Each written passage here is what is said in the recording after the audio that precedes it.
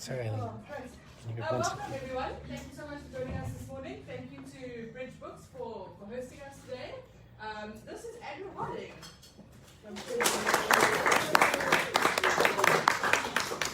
Andrew is the author of These Are Not Gentle People, which we are discussing today, if you just stumbled into the room unintentionally. My name is Mandy Wiener, and I'm very honored, thank you, to be here today to speak to you. So, if you haven't read this book yet, it really is absolutely extraordinary. It's a story about a murder or a death, or two deaths. I have to be very careful about how I word this, right? In January 2016, two farm workers who were killed, Samuel Chika and Simon Jubeba. And it's not just a story about their death, it's a story about so much more than that. It is a microcosm of South Africa. It really is it's a story about farm murders, about the criminal justice system. It really is incredibly complex, and it reads like a novel. It reads a lot like Truman Capote's In Cold Blood. And I think that's what just makes it so astonishing is the writing. But enough about you. So I think as a starting point, Andrew, and you know, as journalists, we always like to start with what's the lead, what's the top line in the news. So you were in Senegal yesterday, Yes. and I mean, obviously, this book is positioned in that context of very polarized feelings around farm murders, relationships between farm workers and farmers. How do you read this book in the current climate of Senegal and what happens? It's tricky because I didn't really write this book as a sort of treatise on land and race. In fact, it was the sort of the politics, the sort of nonsense that we saw in Senegal, which is groups trying to exploit an awful, painful situation for their own political ends. It sort of turned me off the story when I got to Paris in 2016. I went to the magistrates' court and I saw the ANC, the EFF, the White Genocide Brigade outside, and I didn't really want to write that kind of book because I feel like those are the forces that are trying to pull South Africa apart, and they're not really the forces that represent the broad truth of what's happening in South Africa. And I was sort of relieved, although it sort of drew my attention to the story in Paris initially, particularly the fate of the young magistrate, an Indian magistrate who was presiding over this bail hearing in Paris, and immediately and openly she was shown contempt by the NPA, by these very senior prosecutors. The ANC Youth League were calling her up, threatening her, and it was clear that she was trying to be dragged off the case because, as she said, I wasn't considered black enough. And it was very kind of exciting, I suppose, to be sitting there with almost no other journalists taking much of an interest in this story. And yet, as I say, that wasn't the book I wanted to write. I wanted to write something a bit more subtle, more nuanced, something about the people involved. And as is always the case, and as I suspect will happen in Senegal, and as happened, frankly, yesterday, where essentially nothing happened. There was a lot of shouting and noise, but really, the core issues that brought people there will slowly play themselves out over the next few months, and everyone will get back to normal life, and the farm murders will continue, and that will continue to be an issue that is resolving. But in Paris, very quickly, the ANC and the EFF got bored, the media got bored, or at least got distracted by other stories, and I was left with this much rawer, to me, much more exciting story about a community trying to deal with the aftermath of this extraordinary frenzy that some of them had been involved in, this kind of moment of rage in the corner of a field.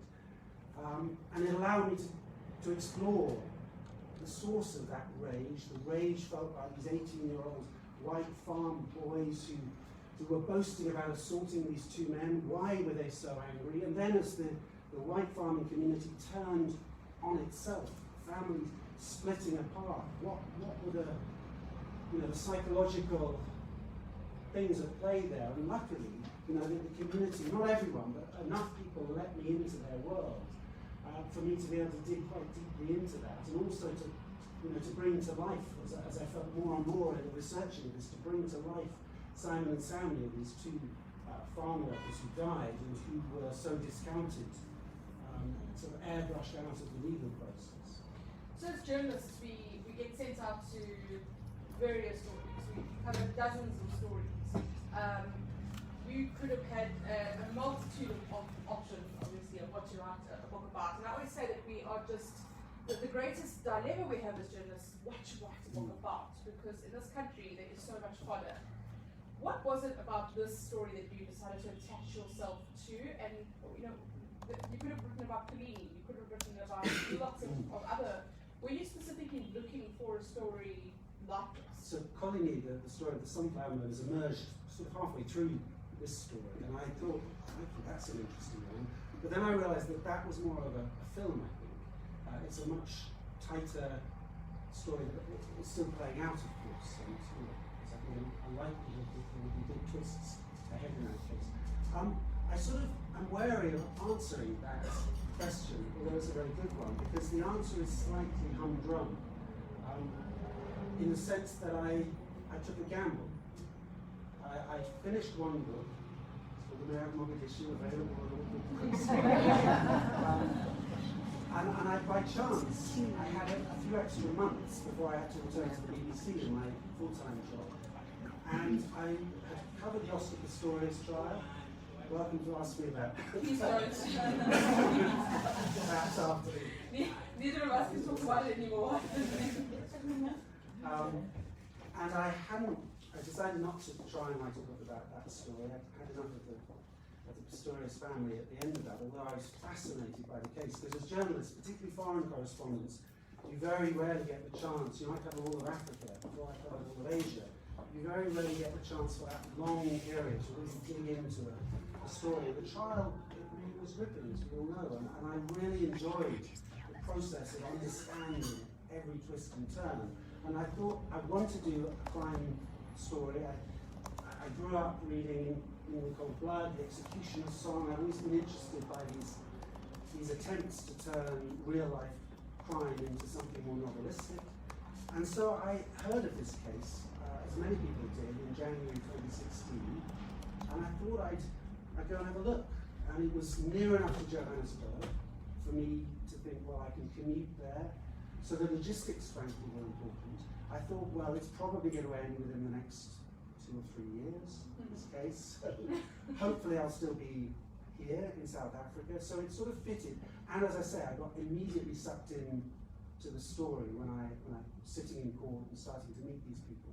And so I surrendered myself to a story that I only was going to do as a book. I wasn't going to write it up as a journalist, sort of day by day. And I sold it to all the people I met in Paris as that, saying, look, I'm not going to betray your confidence, but if you trust me, and luckily I think the 4-year process gave them the chance to kind of develop that trust, I will listen to you and I will try and tell your story from every perspective. And then I just surrendered myself to this crazy story that I could never really have imagined would have turned out to be quite as complex. These betrayals, this extraordinary court process that it was 54 days, but it was 54 days that ended up taking 3.5 years, and it still hasn't finished.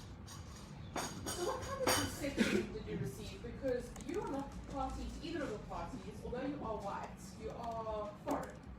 So were the farmers receptive?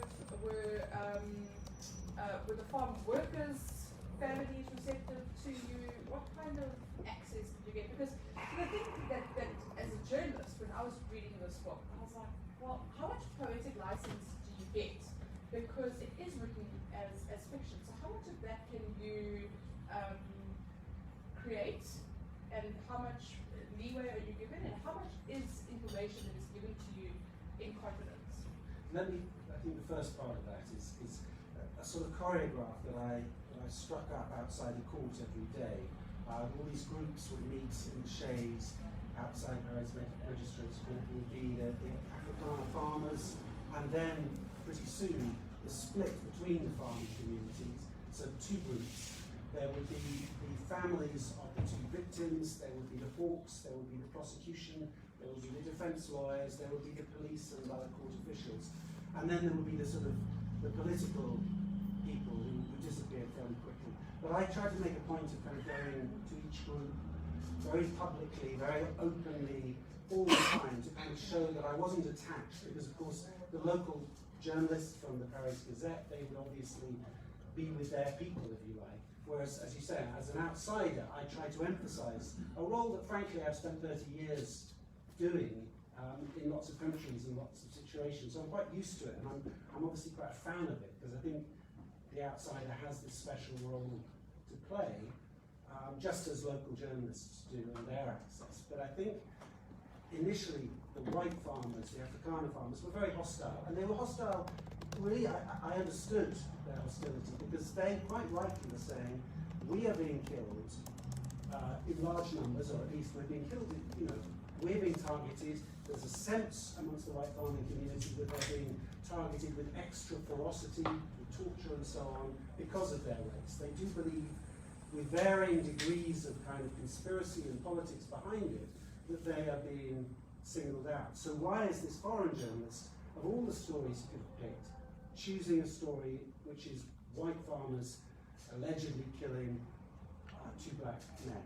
It's not fair, it's cuts against the grain.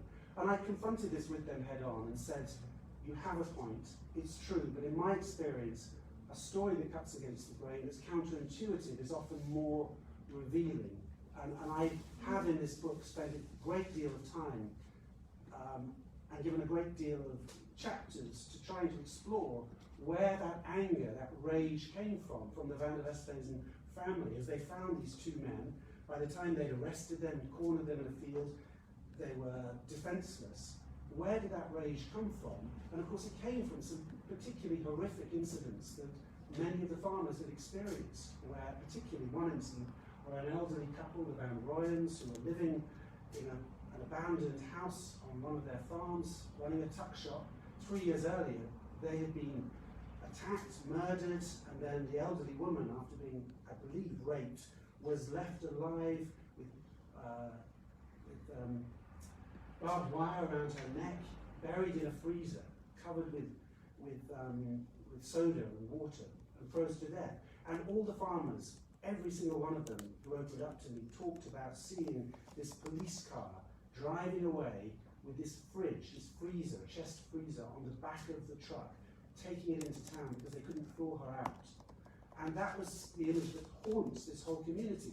And so I tell that story in the book, and I think it allows me to explore the anger, the rage, and the sort of racial anger that the white farmers feel. But it also gives me scope to look much more deeply, I hope, at the other side, at these black farm workers, about what they feel, about where their anger and their frustration comes, and about the central mystery of this book, which is, and I won't give it away because I don't think I can give it away, but what were those two men doing, Simon and Samuel? Were they robbers, going to confront an elderly, helpless white man with his father? That really is the question, is who is the perpetrator and who is the victim? And that's the enduring question in the book, and that's the journey that you travel. And as I think the second half of your question was really about sort of the technique of novelizing, if you like. What is, I hope, a true story. It says on the front it's a true story, and I suppose what that fails to capture is that there isn't really a single truth in what happened in Paris. There are multiple truths, and there are multiple instances in the book where you have people who I have no reason to disbelieve, remembering moments from entirely different perspectives. So in a way I kind of embrace that as I suppose as a way of making it a thriller, because you never know the whole way through which story you're supposed to believe. It has an unreliable narrator, which is all these different characters telling their version of events of what happened in the field, who hit whom, with what, how these two men died, and then what happened afterwards. The narrative device that you use as a technique, writing it as narrative non-fiction, obviously it makes for compelling reading, and that's what makes it so gripping, is that it reads like a novel. But did you also feel that it gave you more license as a journalist, instead of having to write everything as precise facts, which we are inclined to do? It did give you a little bit more Yes, and it's a sort of strange grey area that everyone tackles differently. What I did was I transcribed, I think, about 1 million words of interviews and of court testimony, and I explain at the back of the book the kind of technique I used. And this was in discussion particularly with my editor, Alison Lowry, and we agreed that rather than putting quotation marks in the book, I would kind of, it's obvious when somebody's speaking, and all those words are things that I've transcribed, but often, or at least sometimes, I'm describing events which I didn't experience or didn't see myself, based on one person or two people's recollection. And sometimes, for instance, there's a woman called Ricky Van of Esthazen, who's at the heart of the book, and she's the wife of accused number 1. And she and a woman called Ruth Kokoto, who's the mother of one of the 2 dead men, were the kind of 2 key sources for me. Sorry about that. I don't know where it's coming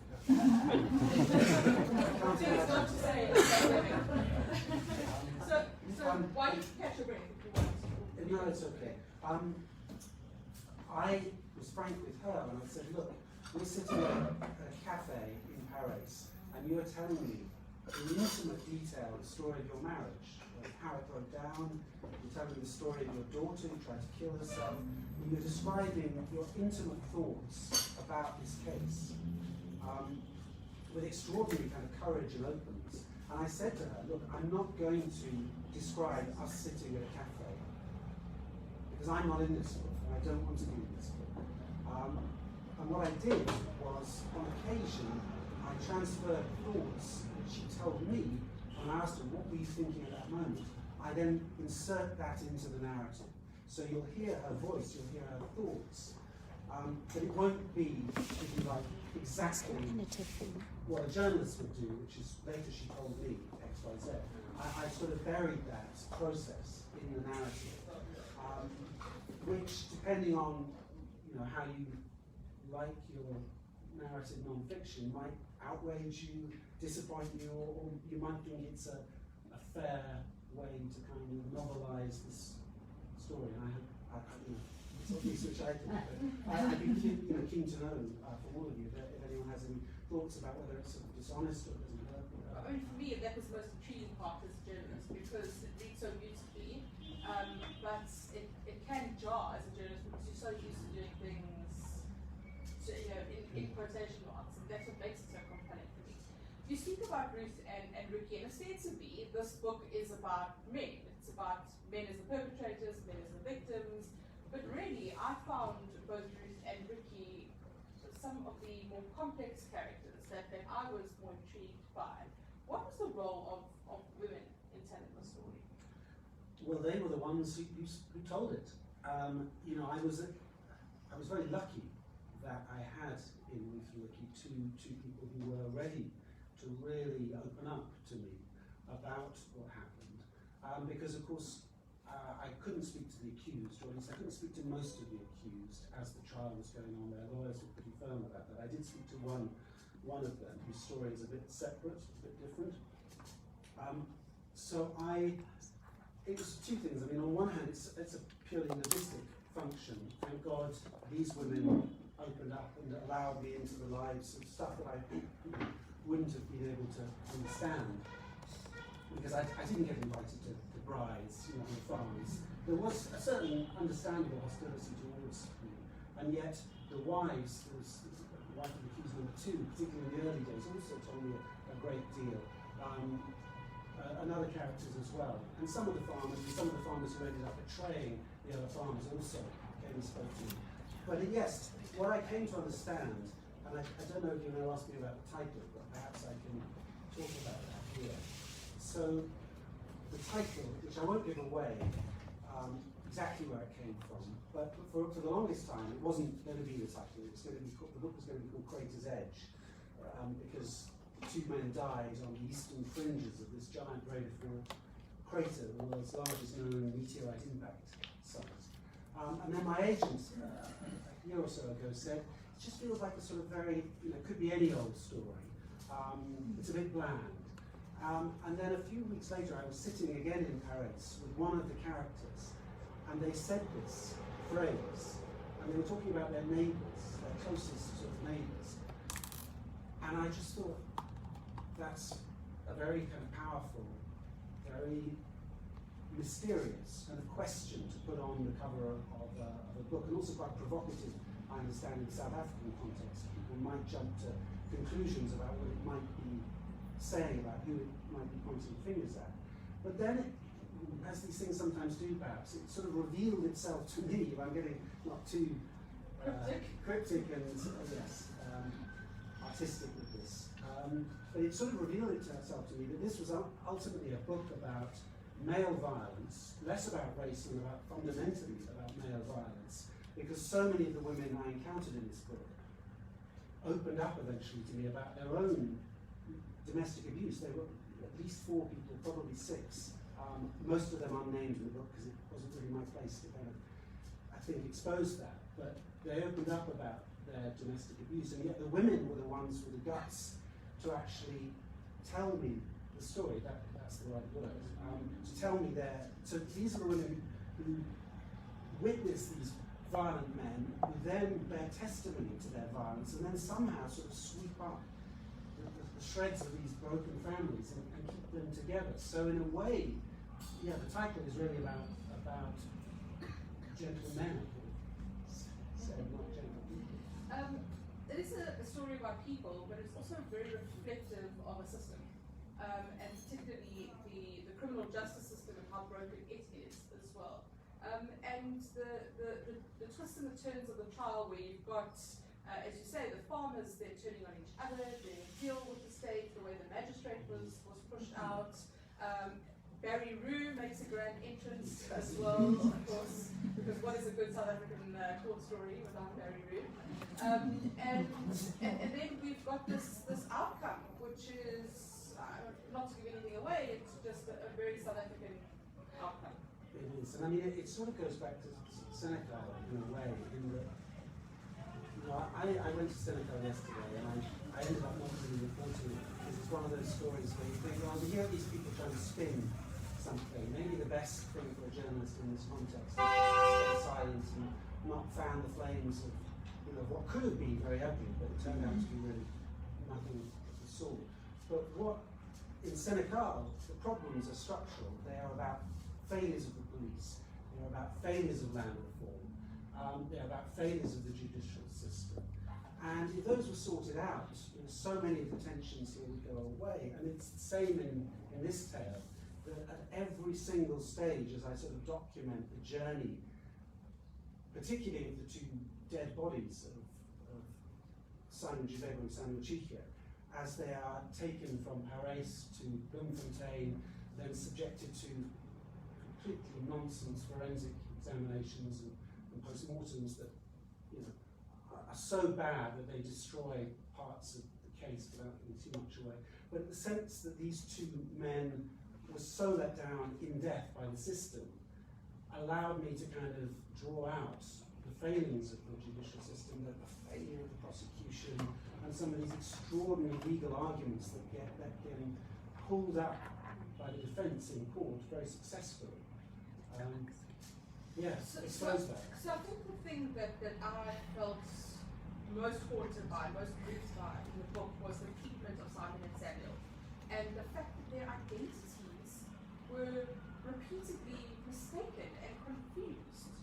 And this just illustrated in so many ways how they were let down by a broken system. I kept trying to kind of have to hold myself back a bit on that, because it made me so angry, and I felt like often, as Samuel's brother once did memorably, stood up and sort of shouted his brother's surname in court because somebody was getting it wrong. In fact, it was the prosecutor. 2 years into the trial, and he still couldn't pronounce the name. In fact, he was mystified by the appearance of his surname. I have to remember that a trial is about the living.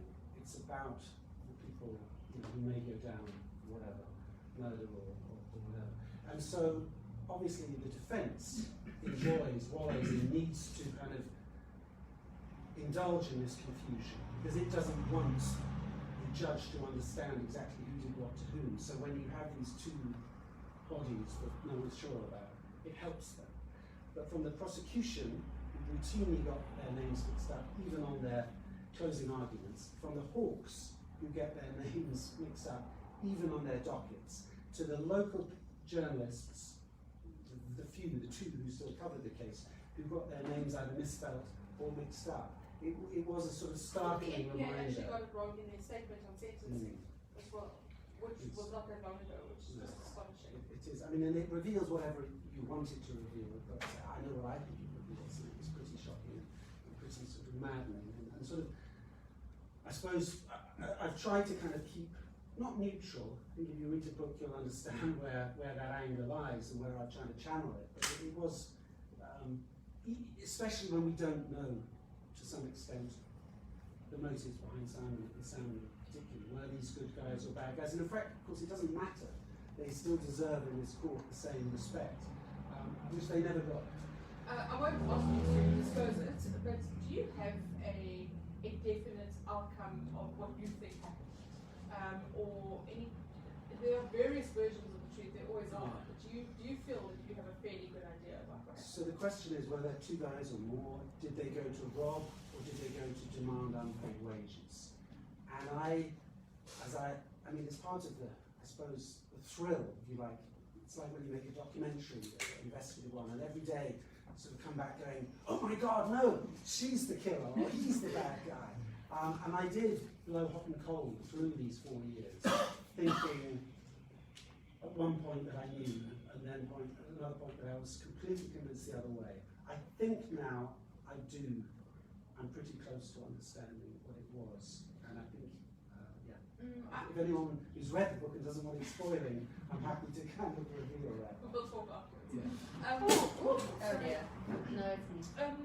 So you have addressed it already, but I do think it's worth maybe going into again. Even in anticipation of this event today, there was some criticism of, I think, from some right-wing conservatives about the fact that you did choose to write a book about this, and you say that this, I don't think or agree that perhaps you should focus your play and your spotlight on white farmers being killed. What is your response to that? Again, back to Senegal yesterday, it was very interesting. The white farmers, I think, generally have a very valid point. They are being targeted, they believe, and I think the statistics bears out, that they have a particularly vulnerable position in society here, black or white, but of course, since most of them are white, more white farmers are killed.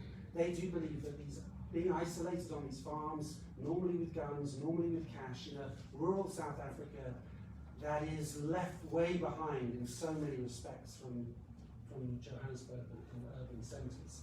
They feel they need particular protection. They're very frustrated that the police, who obviously have limited resources, and those resources tend to get focused on townships where actually most of the murders and the crime takes place.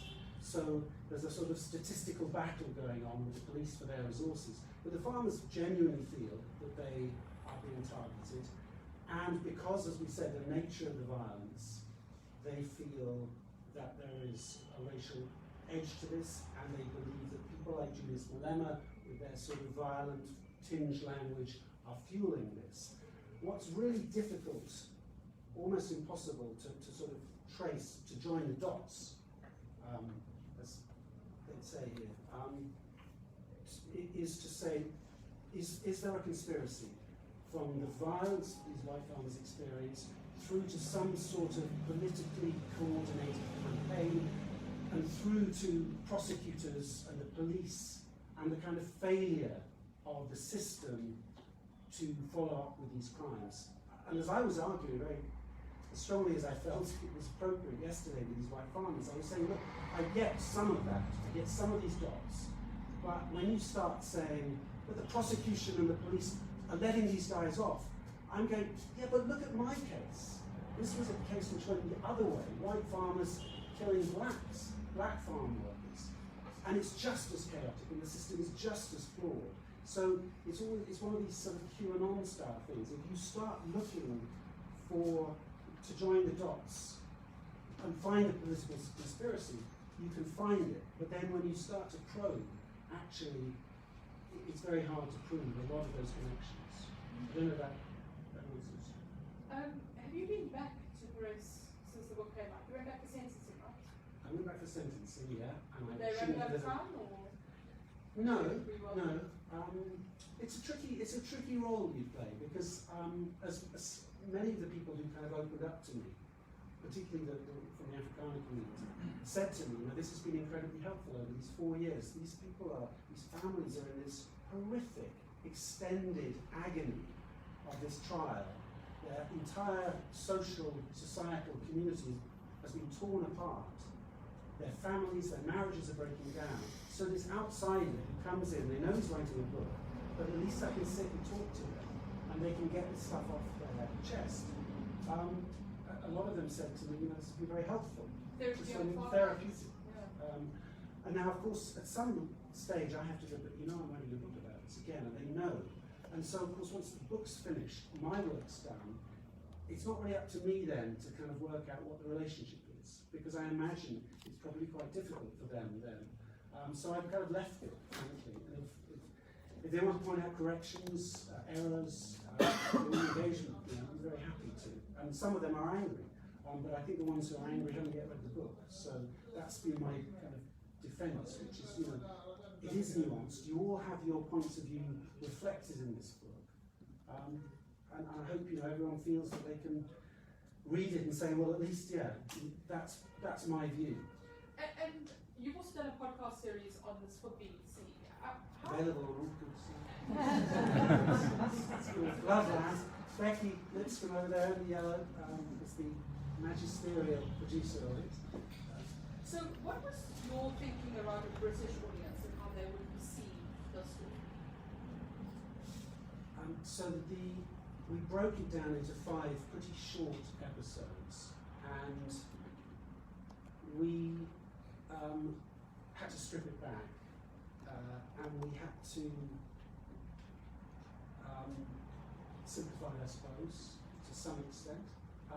But I think we used, certainly in the opening episode, we used what is, the only way farm murders and farm attacks get covered in Britain at the moment, to a large degree, in the sort of mainstream tabloid newspapers, apart from the BBC, is the more right-wing approach. The farm murders, the white genocide narrative, the Trump narrative. And so, in a way, I suppose we use that to some extent. Yeah, Katie Hopkins. But also, I think there's a genuine interest. There's a lot of people who come to and fro from South Africa, people who have second homes here. People, it's a part of Africa where the British colonial legacy, if you like, has made these strong connections. And so there is interest there, in the way there isn't, for instance, so much in West Africa, in Francophone Africa. And so I think we're already knocking at an open door. But in particularly, if you listen to it, the opening episode, we very much play, I suppose, manipulate that sense that you have in Britain of these white farmers under attack. And then we subvert it and go, actually, we're going to tell you a much more complicated story. Not dismissing, what we said, not sort of completely undermining it, but yeah, just kind of trying to say South Africa is a whole lot more complex, and these issues are a whole lot more difficult to navigate. It does remind me, I don't know if you've read or seen about the Bowraville murders in Australia, which was also a podcast series by Dan Box and a book which is in many ways also a microcosm of the justice system throughout the country. Do you hope that this will allow people to see through this very small town and the way that it was broken, what needs to be fixed or needs to be confronted in South Africa as a whole? I'm sort of uncomfortable in some ways. It's sort of nice for people to say, and I don't doubt the idea that this is a kind of story about South Africa. Of course it is, in some respects, but it's a story of a very particular South Africa. And while I think the sort of institutional rot side of things is very, very much zeitgeisty, I hope it's sort of representative of what people know more broadly is an issue. I sort of worry that people will go, well, this is the BBC's or whatever's take on modern South Africa, which I don't think is fair. I think, just yesterday, driving 3 hours from Senegal what's that lovely restaurant with the jazz bar, the Moravi Club, and having cocktails on the roof at sunset and looking over the city, and you think, my God, the contrasts. You know, how could I dare to suggest that this story, this rural, horrific murder, it's a murder, it's not a marriage I'm writing about, you know, these are the exceptions. How can I claim that this represents all of South Africa? Of course it doesn't. So I do want to open to you for some questions. If anybody has anything that they'd like to ask, we'll start over there. Hi, I'm Cyril. Hi, Cyril. Hi, Andrew. Just as a backdrop to the question, if we take a coin and we flip it and it comes up and it says wealth on the top, often we think we turn over we'll find the opposite of that word. But we could say that it's injustice that's the opposite of wealth, because if you're wealthy, you get the justice that you want, and if you're in the community that owns it will frame the justice in the nature of that community. But if you strip out the resources that the community is entitled to have, such as policing and hospitalization and food and blah, blah, blah, blah, blah, then injustice becomes far more a sea in which everyone swims in. Where did you find the injustices, the different injustices between those two groups? Well, I think particularly in those institutions that I spoke about, so the treatment of Simon and Samuel when they were brought into a hospital there, one can imagine, this is speculation, that these were the wealthy sons of these farmers. There would have been, you know, medivacs available and so on. Instead, they were misdiagnosed, and one of them might well have lived, although probably with some brain trauma. The forensic examinations, which were appallingly carried out, and I suppose, as we were talking about as well, just the sheer confusion over their identities, I think was representative of a failure of people to kind of properly focus. I'm sure that there are plenty more. I'm thinking on my feet, which isn't always my strength. Well, just differentiating between systemic and local. Yeah. But I do also think that maybe what would be useful is if you had to compare this treatment to the Oscar Pistorius trial, which we didn't really want to talk about. But that kind of way that we've always said that you experience a different kind of justice in South Africa if you're white. Yeah, well, I mean, you could say that at a distance, this was a very sort of, you could say that justice was done. You know, they were properly represented. They had some of the MPA's finest prosecutors were involved in the case. The defence hired, I'm not so sure they were as good as they thought, but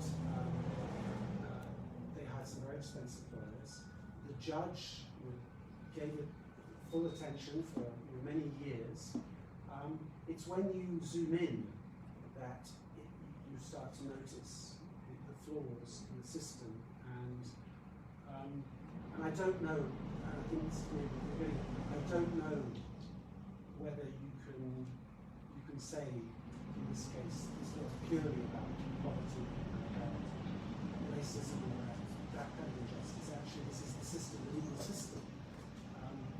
Again, I'm in danger of giving away the verdicts. Any other questions?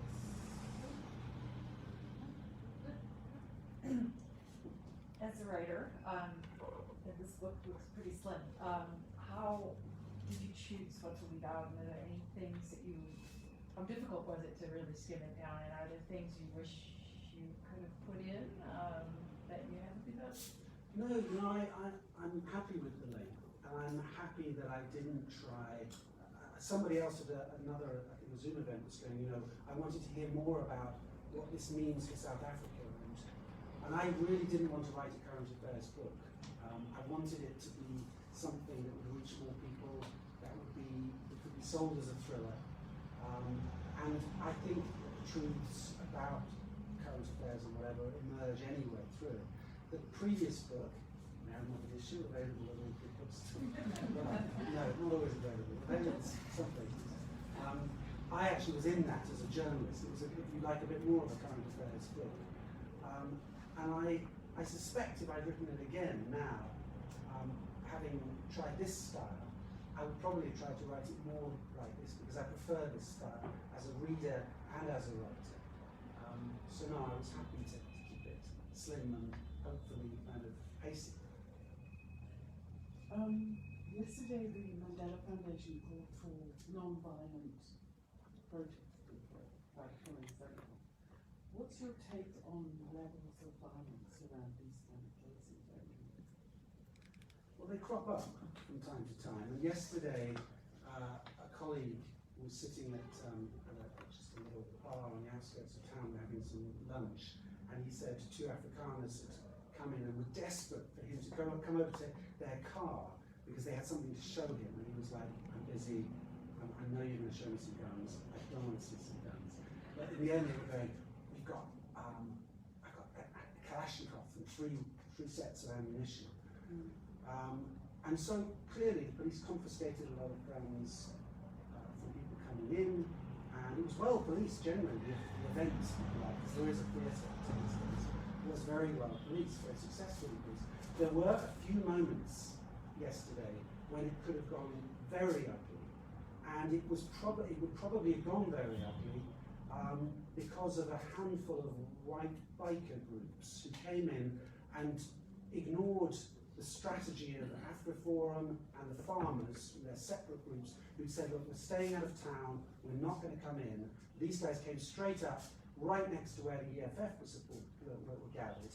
And the EFF were clearly very carefully marshalled by their own stewards. There was one moment, I actually filmed it, where suddenly this group of EFF guys came down a side street towards the bikers and the more kind of fringe right-wing protesters.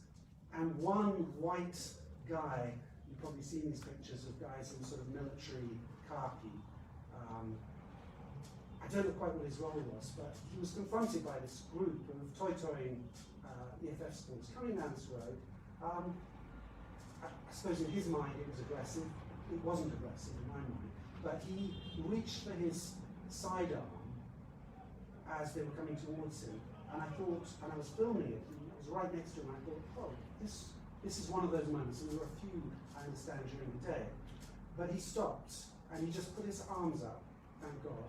A couple of other white guys came up, put their arms up, and the EFF guys just carried on dancing, stopped, came to a stop.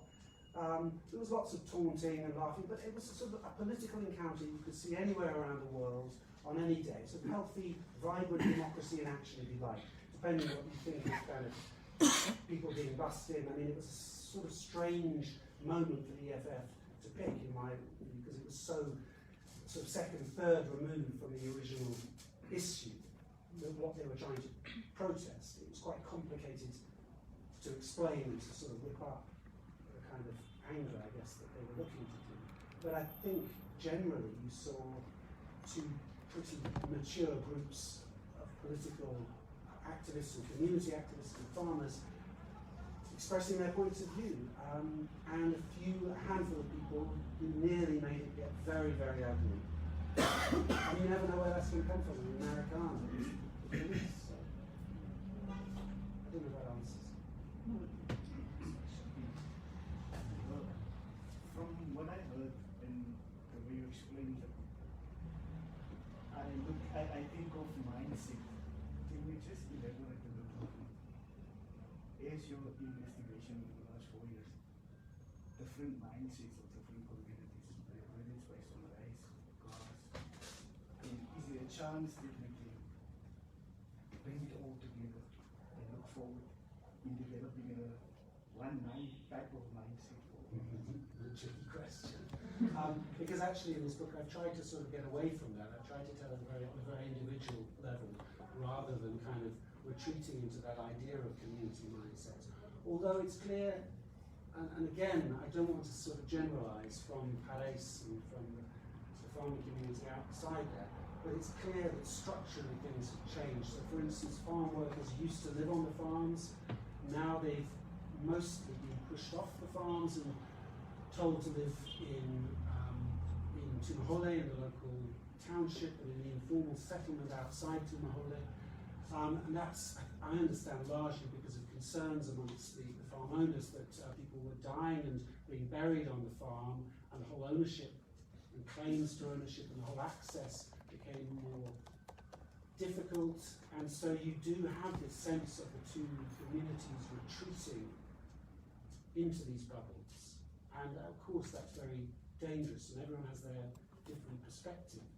But also I think there are probably plenty of examples of situations and farms where there is a reasonably healthy relationship, where people are paid properly, treated properly.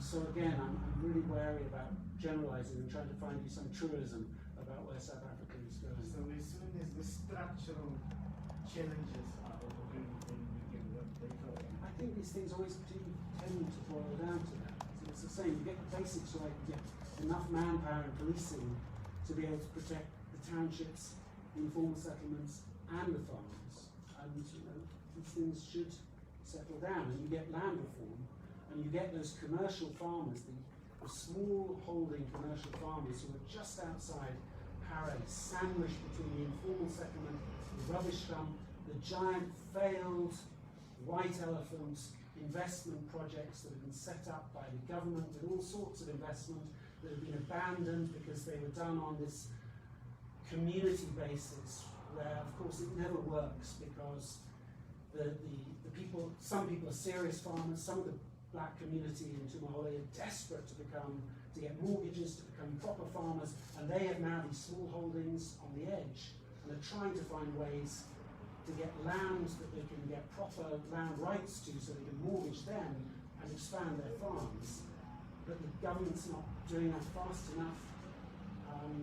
And when you have community land in farming, particularly at this stage it seems in the sort of transformation process here, as far as I've seen, it just doesn't work, because people, half the community is accused of freeloading, the other half are desperate to make the farms work, and in the end, as you can see all around Paris, there are these hydroponic plants, there's a chicken abattoir, all of them abandoned, all failed, millions of rand poured into them, and the white farming community as well. And the head of the Commercial Farmers Union told me, he said, look, we spend decades investing in these projects, trying to cooperate with government. And the farmers in Senegal were telling me that yesterday as well. So now, when the government talks about expropriation, when the government says this and that, we just don't believe them because it never gets followed through. And that's both from the top, but it's also in Paris where there's such a fast turnover of municipal managers, of officials, so there's no follow through on any of these things. And the farmers say, well, in the end we just retreated from these projects because we didn't want to get left being blamed for their failure. So again, that's very structural. I'm going to take two more questions, I think. If there's anybody else who has anything to ask? Oh, sorry. Yeah, I was just wondering if this book, writing this book, essentially would change your view of South Africa, which you've lived for quite some time, which you see new things that you had no idea about. I don't know, I mean, I think it's not like I didn't know these communities, townships, informal settlements, which, when one lives in Joburg, it's easy to kind of not see. So I feel like I'd engaged quite a lot with the kind of poorer, marginalised communities. But it was great, particularly to get to know Ruth Kokota, and to just get to know somebody who ended up being a housekeeper, a cleaner for her entire life, and is somebody who, it's so easy to see how they get marginalised and pushed to the side, but to meet somebody who, when you hear about her childhood and about how kind of successful and bright she was, and how what a life and career she might have had it not been for these inequalities, systemic problems.